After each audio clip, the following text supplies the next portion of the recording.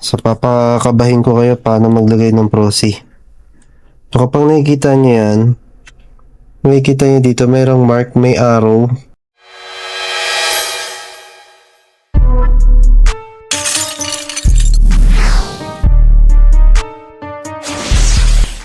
After nung isa, ito naman. So, yung isa, yung dalawa nahatulan talaga na, ano na, isa Jurassic na, yung isa naman, ayaw talagang gumana kahit anong, ano natin, yung files i-backup na lang. So, meron pang isa dito sa sir, ito yung pinaka ginagamit niya. Kaso, nagloko din, ayaw mag-display. So, tingnan natin kung anong problema.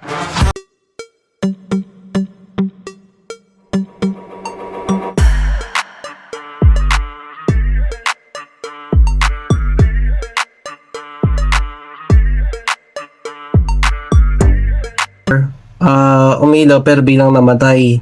So ngayon ang ginawa natin, itatry natin siyang itest dito sa pang-test ng power supply. Ayan, so makita nyo working. Ayan yung voltahe niya, 3 volts, 5 volts, 12 volts, ayan, present naman. Tama rin naman, PG300. Pero ba't hindi niya ma-power yung unit? Walang problema sa power supply. So kung may problema, pwedeng dito umiikot sa main parts. Board proxy. So, check natin kung anong problema.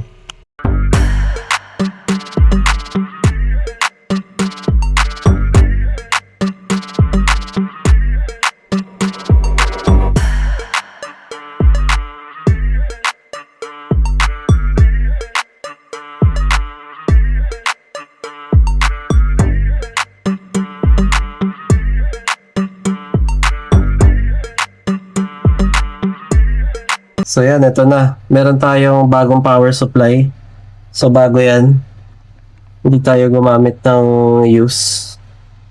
Hindi natin ginamit yun nandun sa unit. Tapos ito, itatry natin. So kung pipitik to, ibig sabihin nandito yung problema sa main parts. Power, ito. Uy, wala. Walang response oh. Wala, ayaw. So, paano natin malalaman kung board ba o proxy yung sira? Hindi natin malalaman yan. Maliban na lang kung yung board masalpakan ng ibang proxy o yung proxy masalpakan ng ibang board. May salpak sa ibang board. So, try natin na wala yung 4 pin. Dalawa kasi yung pinagagalingan ng power 24 tsaka 4 pin. May mga pagkakataon na pag tinanggal mo yung 4 pin, magtutuloy-tuloy yung power niya. Pero pag binalik mo to, nakakat yung power, ibig sabihin shorted to dito sa back panel. Try natin.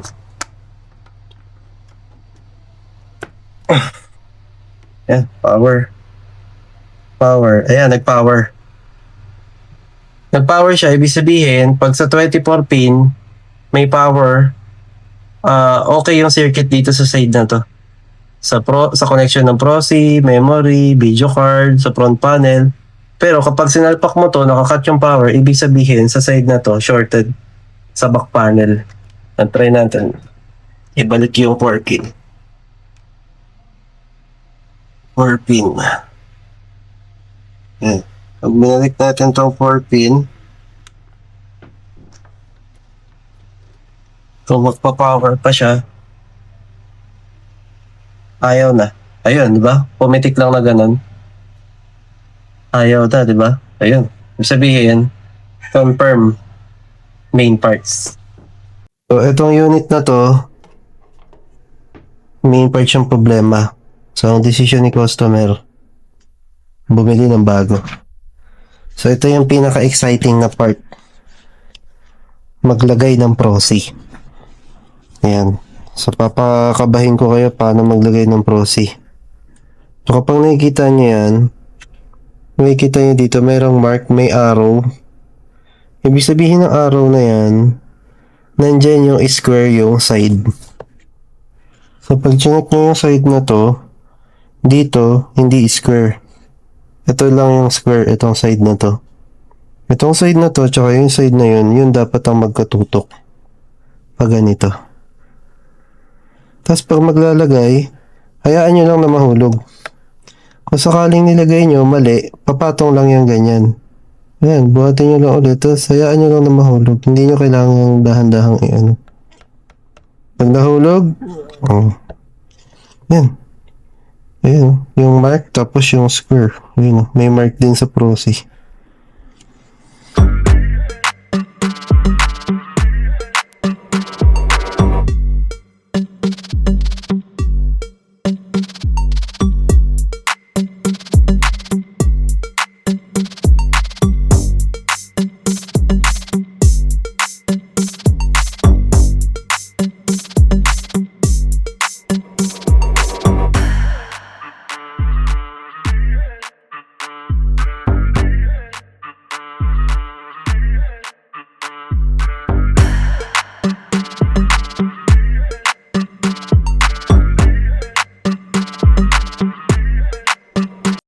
Yan.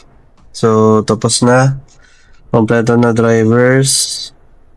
Naka-Ryzen 5 na 3400G, 8GB, HDD SSD, built-in na graphics. So, yan. Brand new, 1-year warranty. Andito yung mga box. I-keep lang yung box para sa warranty. Ayan, ayan na. Let's go. May mga unit na pinadala sa atin. Yung customer na inayusan natin kagabi na nag-avail ng Ryzen 5 na 3400G, naka B450 din, naka 8GB na RAM. Yan, binigyan tayo ng tatlong laptop and then tatlong CPU. Ayan, tapos monitor. Then yung dun sa unit niya, ano to AMD A10. Ayaw niya nang i-go yung repair. Ang gusto niya, palitan na lang ng buo yung board processor RAM, hindi yung buong CPU. Okay naman yung CPU niya, maporma nga eh. So ito A10 to, ang problema na to main part. So sabi niya kung ano, ako na daw bahala magpagawa. Then kung gagamitin ko o may kaibigan ako na gusto ng unit. So ito, ang gagawin natin dito, hindi natin to bubuuhin. Kukunin lang natin yung parts na magagamit natin, then i-dispose natin, i-junk shot. Example, ito yung power supply, okay to, yung RAM, yung hard disk or kung may SSD. Pero ito kasi 4th gen na, so Jurassic na to, i-junk shop na lang to. Kunin na lang yung power supply, RAM, SSD or hard disk kung ano yung nasa loob. Then ito naman, i-check pa natin kung ano yung laman niya. Pero confirm to, Jurassic na talaga to. Luma na din tong laman nito. Pero alamin natin kung anong laman din. Tingnan natin kung, hindi ko na-check kung anong problema nito eh. Pero ayaw niya na rin ipagawa kasi nga matagal na daw. Then ito naman, ito yung ano, no power. Pero ito 6th gen to na ano, na i5. Then ito yung monitor, binigay niya na din. So yun, para hindi matambak dito, kunin lang kung ano yung importante, then i-junk shop yung mga hindi na mapapakinabangan. Nabaklas na natin lahat. Tinanggal ko na lahat. Bakit ko tinanggal? Pwede namang ibenta na lang ng buo diretso ah. Pag kasi binenta mo siya ng buo, pinipresyohan lang siya ng junk shop ng mimigkano lang. Unlike sa kung separate yung board, separate yung case. Ito yan, aloy yan oh. Minsan nga kahit yan, binababa nila yung presyo dahil may plastic daw eh.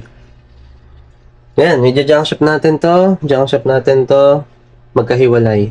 So ano mga nakuha natin? Ito. Nakakuha tayo ng tatlong 2GB na DDR3, isang 4GB na DDR3, isang 4GB na DDR4, tapos ano to, i5 na 6th gen, 1TB na HDD, 750 na HDD, tapos 500 na HDD. Tapos ito, dalawang power supply. So parehas yan na ano, na 24 pin tsaka 4 pin.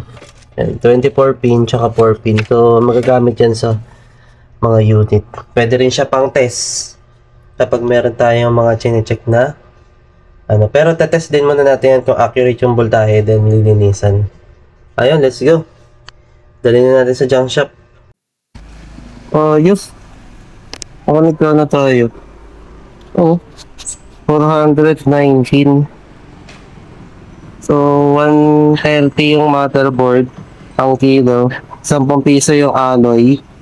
Yung case. Tapos yung laptop, 80 isa. Ayan. So, ganyan, pag magbibenta kayo ng scrap,